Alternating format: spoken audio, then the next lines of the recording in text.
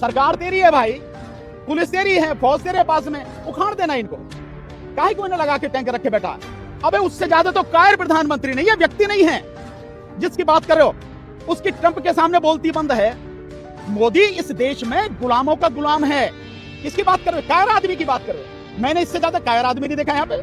इस देश की समस्याओं का कारण है बीजेपी सरकार, मोदी और अमित शाह और आरएसएस। इस देश की तमाम समस्याओं की जड़ है ये।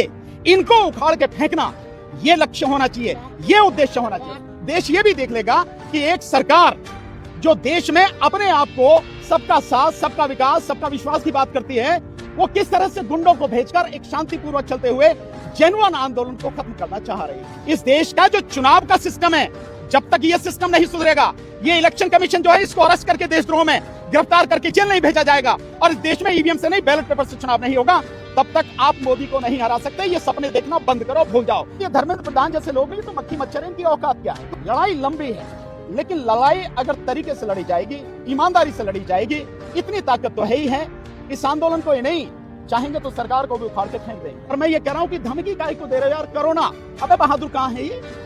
बहादुर होता तो जवाब देता चीन को, बहादुर होता तो जवाब देता ट्रंप को। जिस तरह से एक गुंडे इलेक्शन कमीशन को बनाकर ये सारा इलेक्शन का सिस्टम कैप्चर कर रहा है, किसी की औकात नहीं है जो जीत जाए। अगर सब कुछ चीजें ईमानदारी से हो रही हैं, वाकई में लड़ाई एक बड़े बदलाव के लिए है, तो इस आंदोलन को लोगों को सपोर्ट करना चाहिए। हाँ, ये मैं मानता हूँ कि धर्मेंद्र प्रधान का इस्तीफा मांगना ये कोई इस आंदोलन का मुद्दा नहीं होना चाहिए।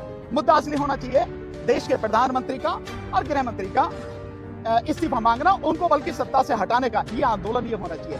क्योंकि ये धर्मेंद्र प्रधान जैसे लोग हैं तो मक्खी मच्छर, इनकी औकात क्या है? कुछ नहीं। और हो सकता है अभी जो चर्चा चल रही है कि मंत्रिमंडल में रीशफलिंग की बात चल रही है, हो सकता है इस रीशफलिंग में उसको एक साइड में ठिकाने लगा दिया जाए, उसको हटा दिया जाए। तो क्या आपका आंदोलन, ये जो आंदोलन है, ये आंदोलन खत्म हो जाएगा या इसके बाद में क्या स्थिति रहेगी, क्या रणनीति रहेगी? क्यों? क्योंकि जिस समस्या को लेकर हम लड़ रहे हैं उस समस्या का अभी दूर दूर तक कहीं समाधान किसी को भी नजर नहीं आ रहा। समस्या जो कि त्यों है। अगर 10 साल में 90 से ज्यादा पेपर लीक हो जा रहे हैं और इस आंदोलन के चलते हुए नीट के एग्जाम के बाद महाराष्ट्र में टीटी का एग्जाम वो भी लीक हुआ है, वो कैंसिल हुआ है। तो समस्या कितनी गंभीर है आप इसको समझ सकते हैं। हर व्यक्ति को इसे समझने की जरूरत है। लड़ाई लंबी है, लेकिन लड़ाई अगर तरीके से लड़ी जाएगी, ईमानदारी से लड़ी जाएगी, तो मैं समझता हूं देश के छात्रों में, युवाओं में इतनी ताकत तो है ही है। इस आंदोलन को ये नहीं चाहेंगे तो सरकार को भी उखाड़ के फेंक देंगे। बट भाई उसको मना किसने किया? सरकार तेरी है भाई, पुलिस तेरी है, फौज तेरे पास में, उखाड़ देना इनको। काहे को इन्हें लगा के टैंक रखे बैठा? यहां से उखाड़ा भी तो था पहले।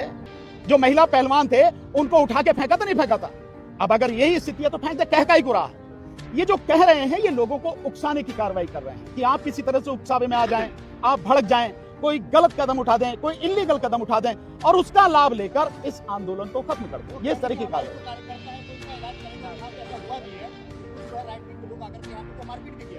नहीं भाई, उनका तो काम ही ये है। बीजेपी और क्या कर सकती है? आप देख रहे हैं कि महुआ मोइत्रा, उनको घेर कर अगर उन पर अंडे फेंके जाते हैं, उनको मारने का प्रयास किया जाता है, तो गुंडे इससे ज्यादा और क्या काम करेंगे भाई?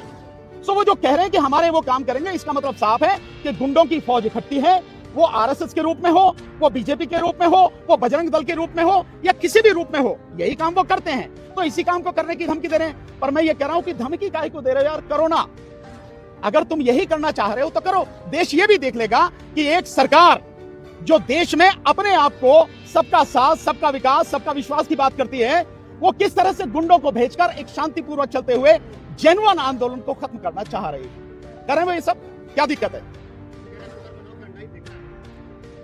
भैया? हम कहां शुक्र मना रहे? हम तो कुछ भी नहीं मना रहे। अंडा फेंका है, पत्थर तुम फेंकते हो, गोलियां तुम चलाते हो, इसमें कहां की बात है?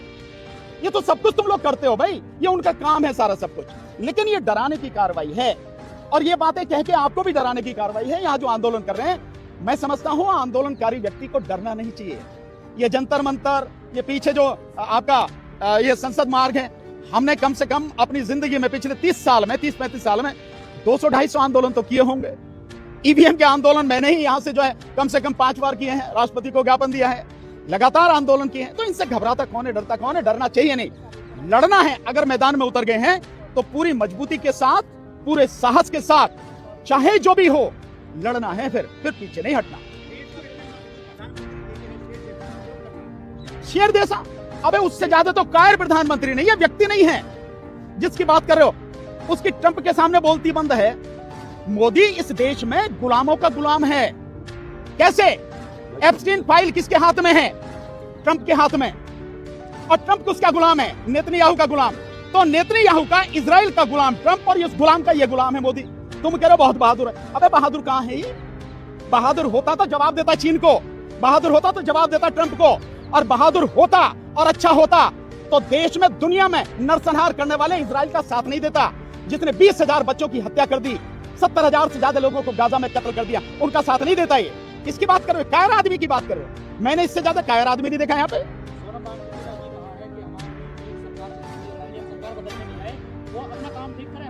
नहीं, ये देखिए, ये सोनम वांगचुक जी या इनकी जो टीम है जो आंदोलन कर रही है, उनका अपना आउटलुक है। वो क्या उद्देश्य लेके चल रहे हैं, मैं तो पहले ही कह रहा हूं कि जो नजर आ रहा है वो उद्देश्य ये है कि धर्मेंद्र प्रधान जो है वो इस्तीफा दे दे। अब बात यही है, हर कोई यही सवाल पूछना चाह रहा कि धर्मेंद्र प्रधान अगर इस्तीफा देता है, या यूं कहो कि जो कैबिनेट की रीशफलिंग की बात हो रही है उसमें उसे हटा दिया जाता है, उसके बाद क्या है? आंदोलन।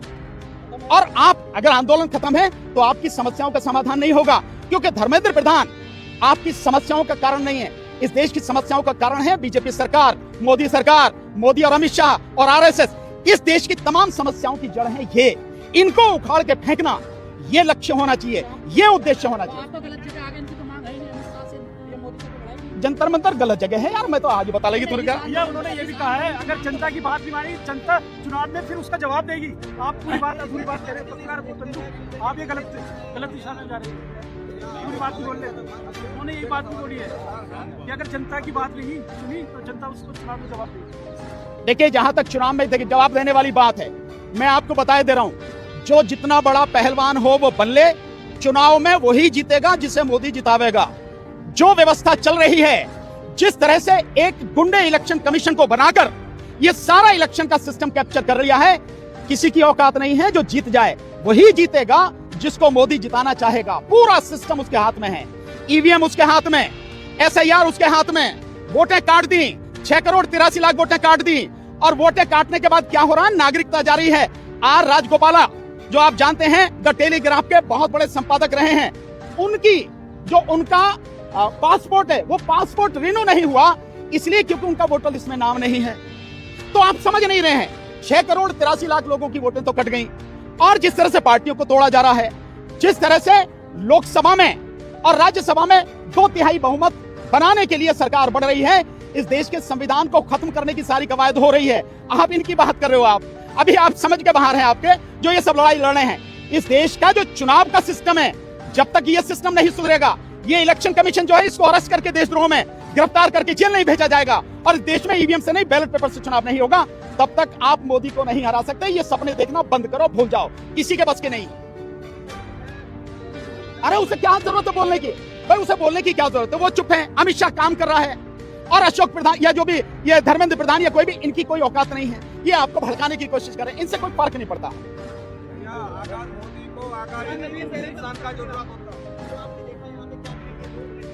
नहीं, मैं देखिए जो देख रहा हूं, जो मैंने देखा है, लोगों की, विशेषकर यूथ की बहुत ज्यादा जरूरत है। मैं जहां तक मैं समझ रहा हूं, देखिए 1 हफ्ते में कॉकरोच जनता पार्टी के 2 करोड़ 22 लाख फॉलोअर हो गए इंस्टाग्राम पर, और जिस पिटीशन को साइन किया उसमें भी 8 लाख लोगों ने साइन किया। लेकिन यहां पर जो उनकी उपस्थिति होनी चाहिए, वो उपस्थिति अभी नहीं है। कारण क्या है मैं नहीं जानता, लेकिन वो उपस्थिति यहां होनी चाहिए, उससे ज्यादा उपस्थिति होनी चाहिए। न केवल यूथ की, बल्कि उनके जो पेरेंट्स हैं, हालांकि आ रहे हैं लोग, और भी बड़ी मात्रा में लोगों के आने की जरूरत है। और मैं मानता हूं कि जो कार्यकारिणी है, यहाँ के जो साथी हैं, उनको भिन्न भिन्न पार्टियां जो हैं, भिन्न भिन्न संगठन जो हैं, उन सबको जोड़कर एक बड़ा आंदोलन करने की जरूरत है।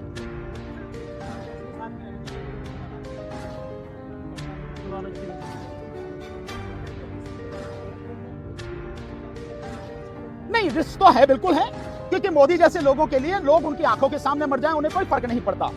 ये हम सब लोग इस सारी चीजों को देख सकते हैं। भाई उस आदमी से क्या उम्मीद कर रहे हो आप, जो गाजा में 70,000 लोगों की नृशंस हत्या करने वाले नेतन्याहू का साथ दे रहे हैं, उससे गले मिल रहा, उसे जाके कह रहा पूरी सपोर्ट करेगा भारत। और अब जो खमनई साहब का जनाजा जो कल से उसकी जो शुरू होगी, उन्होंने, राष्ट्रपति ने, तेजस्वी ने खुद निमंत्रण भेजा, लेकिन मोदी नहीं जा रहा, बहाने कर रहा, कहीं और जा रहा है। तो ऐसे व्यक्ति से आपको टकराना पड़ रहा। तो ये जो सारी चीजें हो रही हैं, ये बहुत दुखद है। क्या जी? नहीं, सबसे मिला के नहीं, बात ये देखिए, सबसे मिला के भी, एक मिनट, विदेश मंत्री आप समझिए पहले हमारी प्रायोरिटी क्या है, या किसी भी व्यक्ति की प्रायोरिटी क्या होती है। ईरान हमारा सदियों पुराना दोस्त रहा है। इस दुनिया में जब कल्चर थी, 3 ही कल्चर थी, सिंधु सभ्यता थी, मिस्र की सभ्यता थी, और ये फारस की, ईरान की सभ्यता थी। तब से हमारे बहुत पुराने संबंध है, और आधुनिक समय में ईरान ने हमारा हर समय साथ दिया। जब सारे इस्लामिक देश हमारे खिलाफ हो गए, उस समय ईरान ने साथ दिया हमारा। अभी भी ईरान चाहता है कि हम अपने पुराने रिश्तों को बनाएं। तो क्या जाना नहीं चाहिए? क्या हमें उन रिश्तों को बनाना नहीं चाहिए? हमारी प्राथमिकता यही होनी चाहिए, जो हमारे मित्र हैं, हमें उनसे संबंध और प्रगाढ़ करने चाहिए। ये ईरान हमें 30% कम पर तेल दे रहा था, लेकिन आज हम इससे नहीं, ट्रंप की गुलामी करते हुए हम वेनेजुएला से और हम अमेरिका से तेल खरीद रहे हैं। क्या ये देश के हित में है? क्या आपके हित में है? ये सारी चीजें, इन सारी चीजों को भी देखना पड़ेगा, और देख समझ के हमें फैसला लेना चाहिए।